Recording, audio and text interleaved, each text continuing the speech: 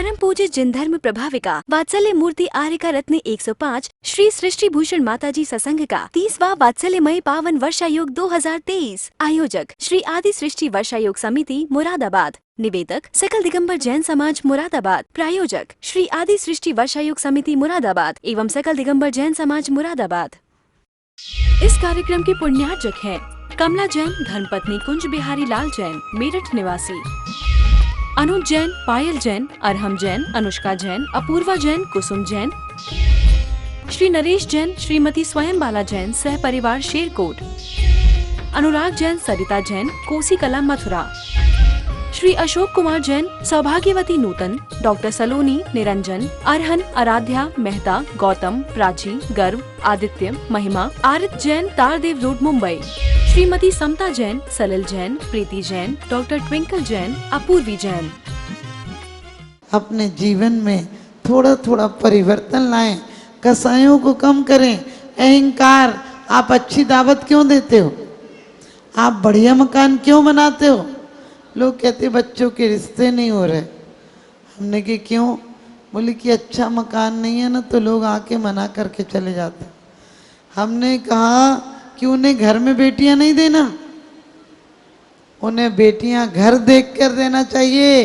बड़ी बड़ी कोठरियों में भी क्या होता है, पहले कोठरियां थी तो किलकारियां थी, अब कोठियां हैं तो सिर्फ दो प्राणी दिखाई देते हैं, एक कुत्ता और पत्नी।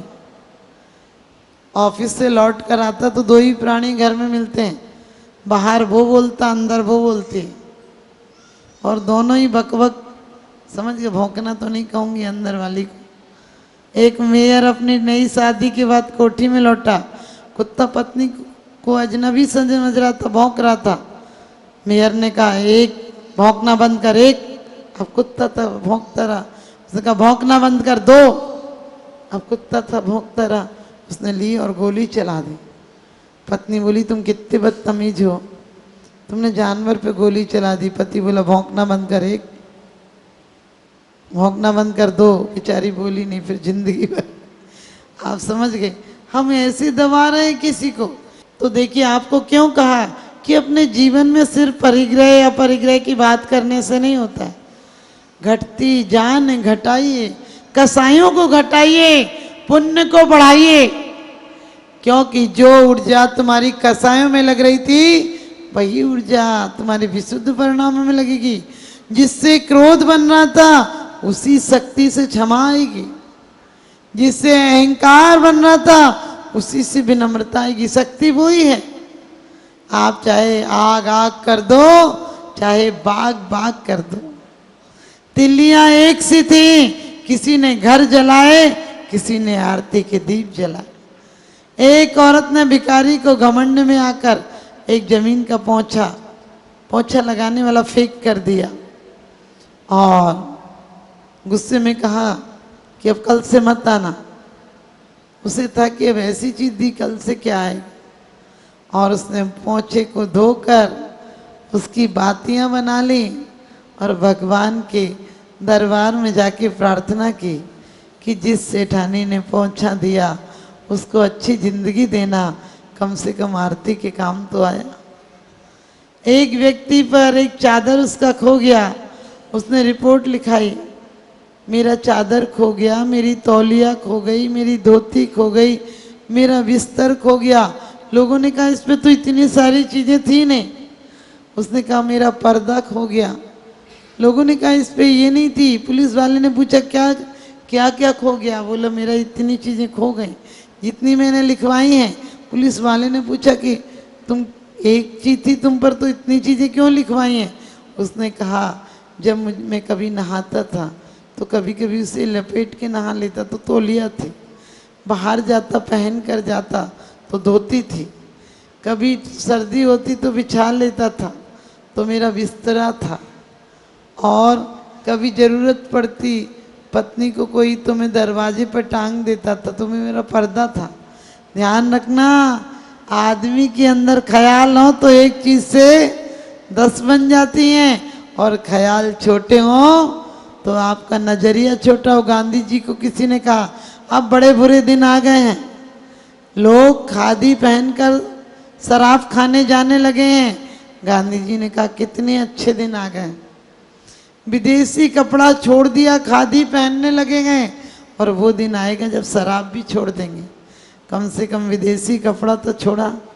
ऐसे ख्याल बनाओ, किसी के घर जाओ तो कोई कुछ भी दे दे, हम अहंकार में कहते हैं हम नहीं लेते हैं ऐसी चीजें। नहीं, ले लो जिसने ला कर दी आपको, क्या फर्क पड़ता है। ये सब भी आपके परिग्रह हैं, क्योंकि आपने पढ़ा अहंकार भी, मायाचारी भी, लोभ भी, और अनंतानुबंधी प्रत्याख्यान अप्रत्याख्यान आदि भी हमारी बहुत तीव्र कसाएं हैं, हमें नरक ले जाएंगे। यदि थोड़ी मंद कसाएं तिर्यंच गति ले जाएंगी, और सरल परिणाम है मनुष्य गति ले जाएंगी। और व्रत संयम के साथ देश व्रत है तो आपको देव गति में ले जाएंगी। और संजुलन का साग है और उसका भी उदय नहीं रहा तो आपको मोक्ष तक पहुंचाएंगी। शक्ति आपकी है। वो हालत है, ताला तो ठीक है, लेकिन शराब इतनी पी ली कि पत्नी ने कहा कि चाबी दूं क्या। बोला चाबी नहीं, चाबी तो मेरे पास भी है, लेकिन मकान हिल रहा है उसको पकड़ ले। अरे मकान नहीं हिल रहा था, खुद हिल रहा था तो मकान हिलता हुआ नजर आ रहा। ऐसी हालत अपनी है। हम लोग बहुत अच्छी अच्छी बातें पढ़ते हैं, हास्य भी, किसी और पर मत हंसना कभी। रति ज्यादा रात मत करना, द्वेष मत करना, भय मत करना, शोक मत करना, ग्लानि मत करना, ये सब मत करना। करना हो तो अपने दुर्गुणों पर करना, शोक करना हो तो शोक पर शोक करना कि इतनी देर क्यों मैं रोई, कितनी बेकार की बातें की। वरना क्योंकि कहते हैं हाथों की लगाई गांठें रो रो कर खोलना पड़ती हैं, हाथों से लगाई गांठें दांतों से खोलना पड़ती हैं। अभी हंस हंस कर बांध लो, अभी तुम पर सत्ता है, तुम लोगों को सताते हो। एक दिन वो आएगा जो जन्म जन्म तक सताए जाओगे। तो वास्तव में आकिंचन धर्म हमको क्या सिखाता है। क्रोध गया तो क्या क्षमा है, और क्षमा आते ही अहंकार को देखती है कि कहाँ किस पर क्रोध आया, क्योंकि हमेशा अहंकार होता है तो क्रोध आता है, और क्रोधी व्यक्ति अहंकारी होता है। क्रोध गया तो अहंकार भी क्या अपना रास्ता निकालने लगा कि यहाँ अब दाल गलने वाली नहीं है। और जैसे ही विनम्रता आई तो वो कहती है अब छल कपट काहे का करना। तो आपको मायाचार भी समाप्त हो गया, आर्जव में परिवर्तित हो गया। और जब उसने देखा मायाचार नहीं तो फिर लोभ काहे के लिए, फिर किस बात के लिए। मायाचारी के कारण हम लोभ करते हैं कि हमें लोग कुछ समझे, हमारे पास कुछ हो। उसने कहा लोभ काहे के लिए करना। लोभ भी किनारा कर गया, 3 उसके मित्र जाने लगे। उसने कहा मैं अकेला क्या करूंगा, कौन रखेगा मुझे।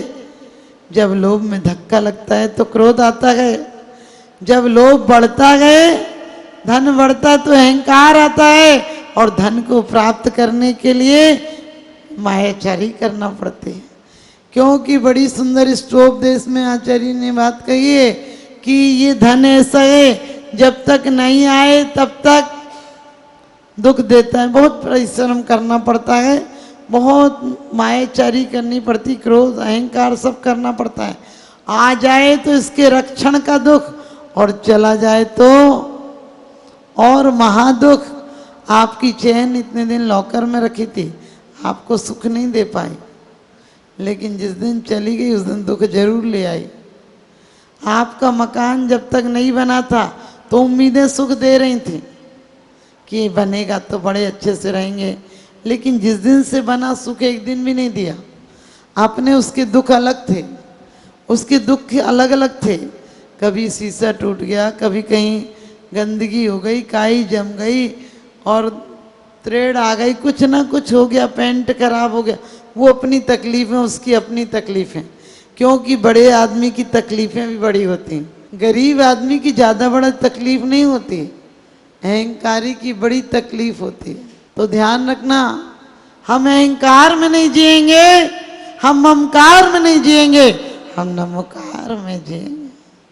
हमारा हमेशा हाथ से किसी पर लड़खड़ाते दौर पर हंसना बड़ा आसान है, लड़खड़ाते दौर पर हंसना बड़ा आसान है। गिरते हुए को थाम ले होता वही इंसान है, गिरते हुए को थाम ले होता वही इंसान है। हमारी मुस्कान जब आना चाहिए जब हम रोते दिलों को हंसा दें। तुम जरा झांक करके तो देखो, लाखों गम के मारे मिलेंगे। हम वास्तव में सोचते हैं कि हमने यदि किसी का घर जलाया नहीं होता तो हमारे घर में अंधेरा नहीं होता, हमने किसी के बसाए घर नहीं उजाड़े होते तो आज मेरा घर नहीं उजड़ता। मेरा घर का मतलब हमारे घर नहीं उजड़ते, मेरा घर का मतलब मेरा घर तो बसा हुआ है। बसा हुआ है का मतलब ये घर नहीं, ये परिवार नहीं, ये कोई संबंध नहीं। संबंध उन्हीं से बनाना जो शाश्वत हो। इनको भी क्या अपनाना? जो पत्नी घरवाली दरवाजे तक जाती है, बेटा शमशान घाट तक जाता है और शरीर चिता तक जाता है, उसके आगे अकेले ही जाना पड़ता है। क्योंकि सफर बहुत कठिन है, इसमें बहुत लोग मिलते हैं। जुल्म देखा तो शहंशाहों की हस्ती में देखा, जुल्म देखा तो शहंशाहों की हस्ती में देखा, और खुदा देखा तो गरीबों की बस्ती में देखा। खुदा देखा तो गरीबों की बस्ती में देखा। क्योंकि कहते हैं जिंदगी की गंदगी को यूं छिपा कर जा रहे हैं, जिंदगी की गंदगी को यूं छिपा कर जा रहे हैं, और इसीलिए तो मुर्दे पर फूल सजा रहे हैं, मुर्दे को फूलों से सजा रहे हैं। वास्तव में हम बहुत बेईमान हैं, क्योंकि जिंदगी में गंदगी हम रोज पढ़ते हैं। अभी भी आज भी आपने पढ़ा, जिसके सिंगारों में मेरा यह महंगा जीवन घुल जाता, अत्यंत असुच जड़ काया चेतन का कैसा नाता। क्या कहते हैं? जिसके श्रृंगारों में मेरा ये महंगा जीवन घुल जाता। जितना श्रृंगार में टाइम लगता है, इतना भगवान को रखने में टाइम लगता है क्या? एक लेडीज बार बार ऐना को साफ कर रही थी। उसके पति ने कहा क्या हुआ? बोले ऐना में मेरी शक्ल ठीक नहीं दिख रही। बोले क्या हुआ? बोले काला धब्बा ऐना में दिख रहा है। पति ने कहा चेहरे को साफ कर ले, वो तो अपने आप साफ हो जाएगा। ऐसे ही हमारा है, हमें दूसरों में कसाएं दिखती हैं, दूसरा अहंकारी दिखता है, अपने अंदर का अहंकार नहीं दिखता है। वास्तव में चुन चुन माटी महल बनाया, लोग कहें घर मेरा और ना घर मेरा ना घर तेरा, चिड़िया रैन बसेरा। वास्तव में इस शरीर को आभूषणों से मत सजाओ, इसको गुण रूपी आभूषणों से सजाओ। गुण के आभूषण से सजाओगे तो तुम भी एक दिन परमात्मा हो जाओगे। क्योंकि हमें लगता है कोई हमारे साथ नहीं चलता। सच पूछो, हम धर्म के साथ नहीं चलते, हम आगम के साथ नहीं चलते। बचपन में पूछा गया सवाल का जवाब आज मिल गया, क्या होना है? फिर से बच्चा होना है। क्योंकि मुनि के मन को किसकी तरह निर्विकारी बताया? बच्चे के बालक समान निर्विकारी। और मुनि मन सम उज्जवल नीर, हम क्या कहते हैं? मुनि के समान हमारा चित्त निर्मल है। मुनि के मन में, मुनि बच्चा नहीं है, ध्यान रखना। बच्चे के अंदर काम वासनाएं आज नहीं है, लेकिन उम्र के साथ आएंगी, उस पर हावी हो जाएंगी। लेकिन मुनि ने मन को हावी नहीं होने दिया, उन्होंने चिंतन को हावी कर लिया। अब काम वासनाएं फटक तक नहीं पाएंगी। ध्यान रखना, बाहर से क्या हो इससे फर्क नहीं पड़ता है। हम सिर्फ क्रिया कांडों को धर्म मानते हैं। क्रिया भी करनी चाहिए, ऐसी बात नहीं कि क्रिया नहीं करनी चाहिए, लेकिन फिर भी अंतरंग को ध्यान दो। तो कहते हैं कि एक बार एक संत हो गया था, एक संत हुआ था, दोनों मित्र थे। एक राजा हो गया था, एक संत हो गया था। उस राजन ने सुना कि वो आ रहा है गांव में। उसने कहा कि चलो ऐसे ही बोल आते हैं कि आएगा तो आ जाएगा, देख तो ले मैंने राज्य का कितना विस्तार किया। वो कहने लगा कि तुम हमारे घर चलो। उसने कहा जैसी मर्जी, और राजा के साथ हो लिया, राजा के घर आया।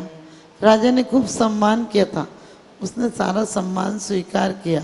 कालीन बिछाए, वो कालीनों पे चला, उसके लिए 56 प्रकार के व्यंजन दिए, उसने खा लिए। उसे बढ़िया बिस्तर दिए, वो सो लेता था। राजा 1 महीना हो गया। राजा ने कहा एक प्रश्न है आपसे। उसने कहा प्रश्न तो उसी दिन उठ गया था, तुम 1 महीना क्यों घुलते रहे? उसने कहा फिर भी आज कुछ पूछना चाहता हूँ। संत ने कहा सुबह चलोगे तो बता दूंगा, सुबह नदी पर नहाने चलता हूँ तो बता दूंगा। अब वो नदी पर नहाने गए। संत ने कहा कि और आगे चलो बता दूंगा। और आगे गए, उन्होंने कहा बताओ, उन्होंने कहा बता दूंगा, चलो आगे। अब उसे तो लगने लगा 5 किलोमीटर आगे गांव से दूर। उसने कहा हम यहाँ तक कभी कभी आते थे, ये बहुत दूर होता था, इतनी दूर आने पर हमें डांट पड़ती थी। उसने कहा पड़ती होगी। वो वैसे ही अनसुने भाव से चलता गया। और फिर राजा ने कहा अरे बताना हो बताओ, वरना हमें आज बहुत काम है और तुमने बताया नहीं और आगे तक ले जा रहे हो। यहाँ हमारी सीमा समाप्त होती है, यहाँ आज मुझे किसी का न्याय करना है, किसी का टैक्स जमा कराना है, किसी को सजा सुनानी है। उसने कहा दे तो दिया जवाब। उसने कहा तुमने एक शब्द नहीं कहा और कहते हो जवाब दे दिया। उसने कहा कि हम फकीर हैं, हमारा पीछे कुछ नहीं छूट गया, हम रहते तो रह लेते हैं, छोड़ते हैं तो छोड़ देते हैं, तुम्हारा पीछे बहुत कुछ है। अब आया फर्क समझ में? तुम इतने 1 महीने परेशान होते रहे। उसने कहा कि हाँ लगा तो कि आप संत हो, आपको मना करना चाहिए कि हम राजमहल में क्या करेंगे, आपको मना करना चाहिए कि हम सेज पे क्या करेंगे, आपको मना करना चाहिए हम कालीन पर क्या करेंगे, और आपको मना करना चाहिए कि हम रूखा सूखा भोजन करते हैं, हम व्यंजनों का क्या काम संत के पास।